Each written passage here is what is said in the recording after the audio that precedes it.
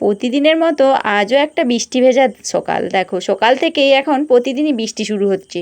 তো আজকে একটু কম বৃষ্টি হচ্ছে, অল্প অল্প, তবে বেলার দিকে একটু বেশ বৃষ্টি হচ্ছিল। তো আজকে দেখো মুড়ি খাওয়ার জন্য হচ্ছে যে একটুখানি পেঁয়াজ দিয়ে পকোড়া বানিয়ে ফেলেছি। আর রান্না বান্নাতে কী হচ্ছে, চলো আগের দিনকে খিচুড়ি বানিয়েছিলাম, সেটা তোমাদের সাথে শেয়ার করিনি। তো খিচুড়ির থেকে কুমড়ো দিয়েছিলাম, সেটা একটু বাঁচিয়ে রেখেছি, কাঁচা কুমড়ো সয়াবিন দিয়ে ঝোল করবো বলে। তো সেটাই আজকে তোমাদের সাথে শেয়ার করছি। তো সয়াবিনগুলোকে ভিজিয়ে রেখেছিলাম, সেগুলো ভালো করে ভেজে নিয়েছি। আর ফোড়নে দিলাম দেখো শুকনো লঙ্কা, তেজপাতা আর পাঁচ ফোড়ন। তারপরে দেখো কুমড়োগুলো ভেজে নিচ্ছি। তো কুমড়ো আর আলু বেশ ভালো মতো ভেজে নিচ্ছি। এই যে লাল লাল মতো ভেজে নিয়েছি, এটাকে নামিয়ে রেখে একটু তেল দিয়ে দিয়েছি। তো তেলের উপরে পেঁয়াজ আর একটু শুকনো লঙ্কার গুঁড়ি দিয়েছি, যে মানে ওই লাল লঙ্কা বলতে পারো। তারপরে পেঁয়াজ, আদা, রসুন এই সকল, তোমরা নিরামিষও করতে পারো, পেঁয়াজ রসুন ছাড়াই হয়।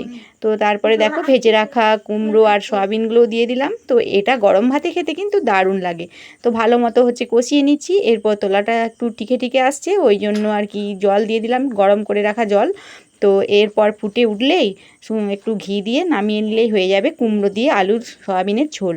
তো কেমন রেসিপিটা লাগলো তোমরা একটু ট্রাই করে বলো।